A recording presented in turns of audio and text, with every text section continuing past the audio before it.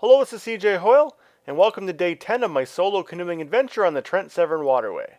Over the past 9 days, I've paddled 208 kilometers from Lake Simcoe to Rice Lake, and I've been camping at log stations each night along the way.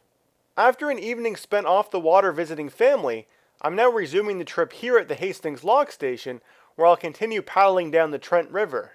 I've effectively bypassed this 28 kilometer stretch on a big lake, which is known to have very big waves at times, but also there are no log stations on it for me to camp at. So my plan for today is to paddle from Lock 18 Hastings to Healey Falls, where there are 3 locks, and I should be able to camp tonight.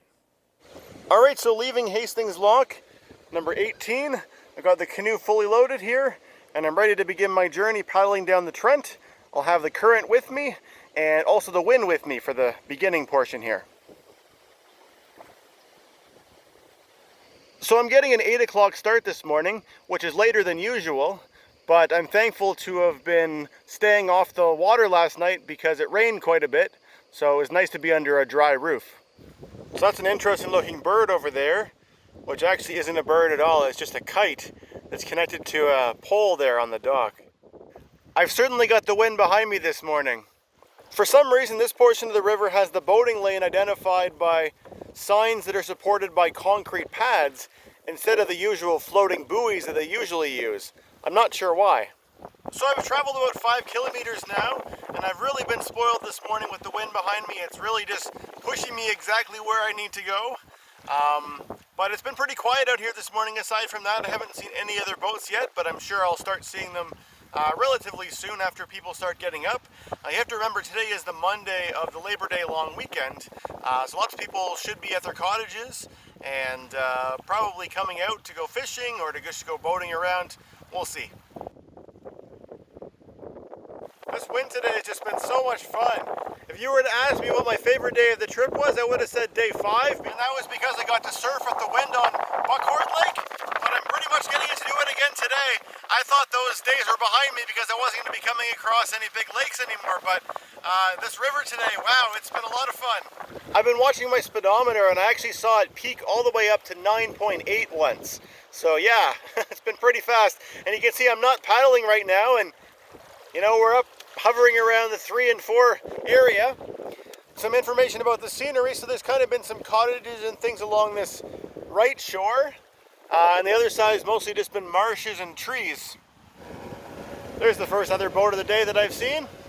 Over there I can see some farmers' fields. I suspect there's a lot of farmland around here, but most of it's covered behind the trees.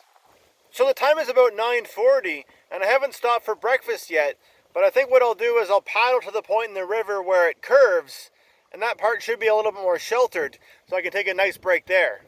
I'm just about to pass an island over there called Steam Mill Island. I think all these buoys in the water here are for a water skiing slalom course. My guess is that the boat is supposed to drive between the yellow markers, and the water skier is supposed to go around the red ones. Alright, so I've reached that corner that I was talking about, and hopefully I can find a place over there on the right that'll be nice and sheltered for me to have breakfast. Well, not quite as sheltered as I'd imagined, but I was able to tie up the canoe here, and now I'm ready for my orange juice and overnight oats. The time is just after 10 o'clock, and I've already paddled 11 kilometers so far. So coming up, I've got my first bridge to go underneath of, and just beyond there, there's an island called Wight Island, not to be confused with the Isle of Wight. So I've passed under the bridge now, and here is Wight Island.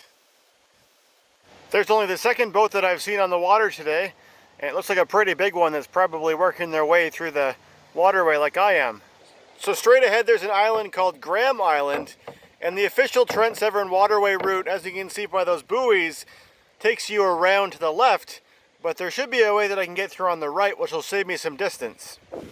So past the island and around the corner, and I've now got the wind against me. With all these islands and all the shorelines being at funny angles, this really doesn't seem like a river, but it actually is a river. This area of the river is known as Burnt Point Bay. So the land over there to my right is called Nappan Island, and there should be a channel through there that I should be able to get through, which will save me some distance. More importantly though, I think it should be much more sheltered, because right now I've got the wind with me, but when I have to curve and come back along the other side of Nappan Island, I'll be fighting it again, so I think I'll take the shortcut this time. Alright, so here I've worked my way around to the south side of Nappan Island. Now I'm going to make my way through the channel. So the gap that I'm heading for is over in that direction, but I can't quite see it. And I really hope that it's not going to be blocked by marshland. It'll be a long way if I have to turn around and go all the way around the island again. So there is a way through here, but I guess it'll require a portage. I knew there was going to be a bridge, but I was expecting it to be a lot higher than this. Oh well. Alright, so me and the canoe have made it across to the other side, and now I'm ready to keep paddling with the wind behind me. So I'm now paddling over towards that bridge over there, which is not far from the first lock that I'll be going through today. So here I've reached that bridge, which will be only the second bridge that I'll go under today. So I'm through the bridge, and over there to my left is the dam, which is for Healey Falls. So up ahead I can see Lock 17, which is the first of 3 locks here at Healey Falls. The first 2 locks, Lock 17 and Lock 16, are arranged as a flight of locks where they're one back to back, and the third one, Lock 15, is further down. Over towards the left side of the lock there's a hydroelectric generating station. There's that hydro building, and there's Lock 17.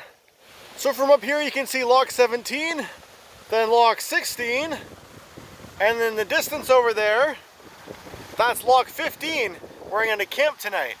So I was told by the lock staff that there's another boat coming from below, and they want to send me down the locks at the same time that they're bringing that other boat up.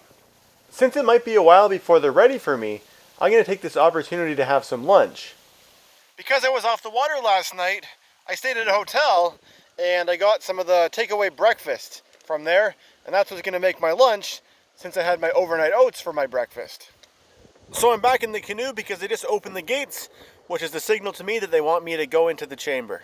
Alright, so I'm in number 17 and we're starting to go down. And I guess the water that's coming out of this lock is going into Lock 16, and then eventually the two will equalize. So the level in the lock now has dropped below the level where the bottoms of the doors are for the backside. All the zebra mussels on the side of the lock are squirting water out. Zebra mussels are an invasive species that cling to all kinds of things and cause all kinds of damage. You can see that gate over there is also covered in zebra mussels. So I feel like we've stopped moving, which means that I should see those big gates over there start to open pretty soon. And there they come. So I was advised that there's another boat in that other lock chamber, and I'm going to stick to the right, and they're going to stick to their right, and we're going to pass each other and trade places in the 2 locks. Alright, I think I can move over to the other lock now. Alright, so now they're closing the big gates behind me, and I'll make my way down the next lock, Lock 16, which I think is about the same height as Lock 17. Alright, so now we're starting to go down again. So we're just about at the bottom now, and I was noticing that in contrast to the last one, this one doesn't seem to have any zebra mussels in it. Alright, now they're opening up the other gate so I can make my way out of here. So Lock 15 is just around the corner over there. So looking back, there's a nice view of Lock 16 and Lock 17. I think they each have a height of about 8 meters. Alright, so here I am at Lock 15, and I was told by the lock master that there isn't really any good camping at the bottom of the lock, so he recommended that I would camp up here at the top. So as that strong wind continues to blow, I've got the canoe out of the water now and all my stuff placed there on that picnic table, and I'm probably going to pitch my tent somewhere around there.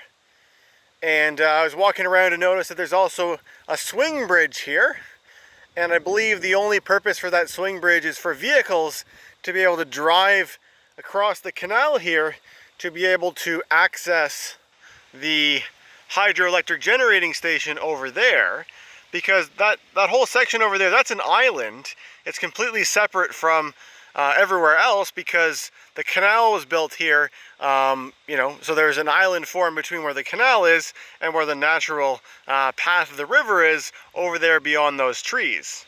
As I've been walking around here, I've noticed that it's quite deserted. There's pretty much nobody else here today. Aside from that one boat that passed through, it seems like a really quiet day, really deserted. Even the lake that I was on earlier, or not really lake, the river that I was on earlier, seemed very quiet. It's hard to believe that today is the Monday holiday of the Labor Day weekend. You think that, a long weekend, last day of summer for most kids, you'd see a lot of people out and about, but evidently not. Well, it was deserted until all these people came. Alright, so I've got my tent set up now, and I think I'm just going to lie down for a little bit and relax. So there's a few other boats going through, including a sailboat over there. And you can see they've got their mast taken off because I guess they have to get it underneath some of the bridges. So after a bit of relaxation, I decided that I'm going to go for a bit of a walk and go and explore and see if I can find the falls. I'm not sure it's entirely possible to actually go and see them, but I know they're over that way somewhere, and I'll see what I can go and see. So this stream here is the water that's exiting the hydroelectric dam, and over across that median over there, out of sight, is the main natural course of the Trent River over there that flows through the main dam. So there's a well-worn trail through the trees here, but I was just noticing that on both sides of the trail there's lots of this plant here, which is poison ivy, which causes severe skin irritation. You have to be very careful of that. So here I've made my way to the tip of the island, which is formed between the canal and the river. So this is the main Trent River again, which I'll be paddling down tomorrow. So I walked a little bit further upstream, and you can see that there's certainly a heavy flow of water coming from the hydroelectric dam. So I'm getting a closer look here at the power generating station, and I can see that the pipes for it are enormous. And I was reading that this building started generating power first in 1913, so it's been more than 100 years. And they've upgraded it various times over the years, but it currently has a nameplate capacity of 16 megawatts. So I was now able to get across to the other side by following this pathway which goes underneath of the big three pipes. So here I found the natural path of the Trent River, and I can hear some falls over there, and I suspect there's some others up this way. So I've managed to find the falls for which Healey Falls was named after, or at least some of them. The line there that you see that's perfectly straight across, that's a man-made weir. But after that, that is the natural waterfall of Healey Falls. It looks nice with the sedimentary rock and the different steps. So now that I can actually see some of the falls, I can definitely appreciate why the locks were necessary, because I definitely wouldn't have been able to paddle my canoe across that. So I believe this here is a spillway for the hydroelectric generating station. That white building's the one that's up at the top where the pipes start from, and I believe that the valve sort of to the side there, that's straight ahead, that can divert water away from that hydroelectric generating station and down through this channel here. If you look where it continues, it eventually will make it back to the river where the falls are. The sedimentary rock is really neat how it sort of forms a stairway like this. So the point where I'm standing now is a little bit upstream from those rapids that I saw earlier, but I'm convinced that there must be more rapids further up to necessitate the full flight of locks that I went through earlier today. And in the distance I can see a little bit of white water there, but I'm convinced that there must be a waterfall kind of around that corner up there somewhere. It might be too tricky to get there, so I'm not sure whether I'll be able to see it today. So I managed to find my way up this big rocky hill here, which I'm pretty sure is part of the dam. I'm pretty sure all this rock was put here in order to contain the water in the canal for making its way back down there into the river. I think this is probably as close to the waterfalls as I'll get. I mean, I can see a little bit more white water here, but I probably could, continue walking along this rocky face here, but I do have to get back to the lock station before 6:30 when they close to get the key for the washroom for tonight. So back up here at the top of the lock, and I can see that the wind has calmed down a little bit today, but it's still pretty windy out there. Now, what are these animals? Are they otters?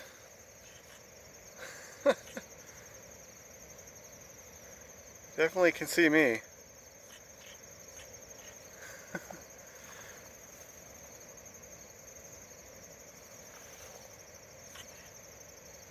Must be otters.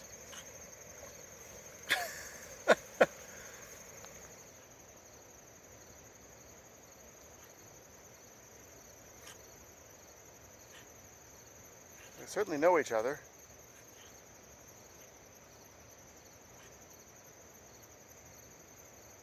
Alright, Alright, so I'm back in the canoe now to go and see those otters up close, and I've also got my camera which has better zoom.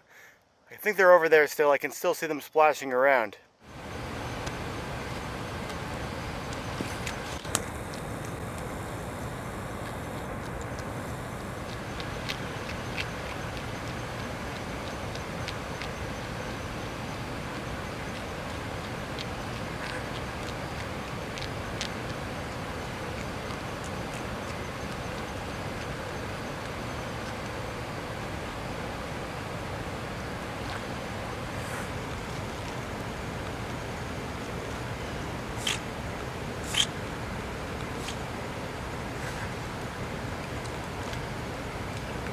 So those white clouds that have been overhead for most of the day are starting to turn into a nice red sunset.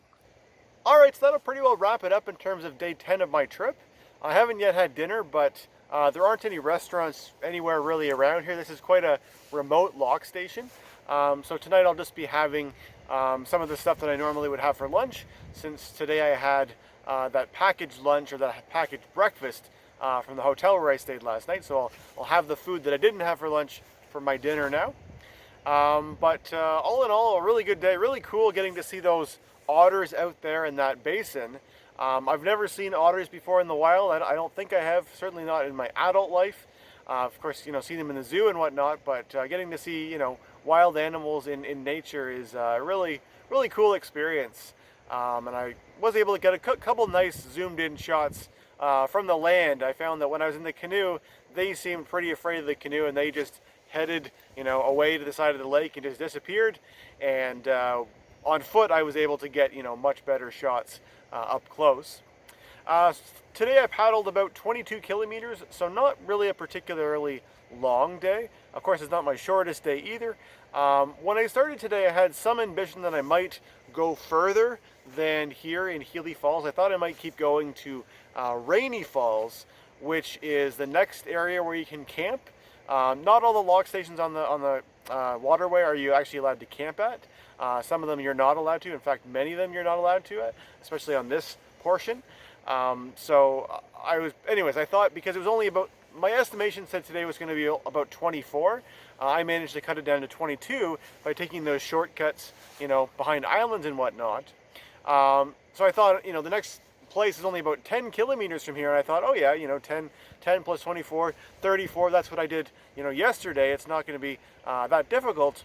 But I just found that with the wind, it wasn't really that enjoyable paddling today. Like I've enjoyed paddling more on other days, and I thought, well, what, rather than rush through all this, why don't I stop here, take some relaxation time, and then tomorrow I can continue on.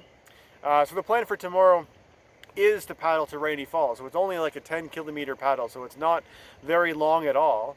I've actually camped today at the top of Lock 15 as opposed to the bottom. I usually prefer to, keep the canoe or, my campsite down towards the bottom, so that first thing in the morning I can just get going. But considering I don't have to go very far, I figured, why don't I just camp up here, because there's not really any good camping down there anyways, and I don't mind waiting around until they open up the lock station. Which actually, it's normally, up to this point, it had always been 9 in the morning that they opened, but because we're now into post Labor Day long weekend. Today's the Labor Day, Monday. Tomorrow's a Tuesday. Now that sort of the summer is officially over, unofficially over, lock stations don't actually open until 10 tomorrow. So it will be a late start, but I'm okay with that, because again, I'm only going like 10 kilometers. So if I leave at 10, I should be, at my destination, at 1 o'clock at the very latest. Oh, who knows? We'll see. But anyways, so yeah, it was a good day of paddling. Looking forward to tomorrow. Camping at Rainy Falls, being close to the community of Campbellford, getting some time to walk around Campbellford. Anyways, I hope you enjoyed joining me for day number 10 of this trip. If you watched all the way to the end of this video, I'd love to hear your thoughts in the comment section below, and thanks for watching.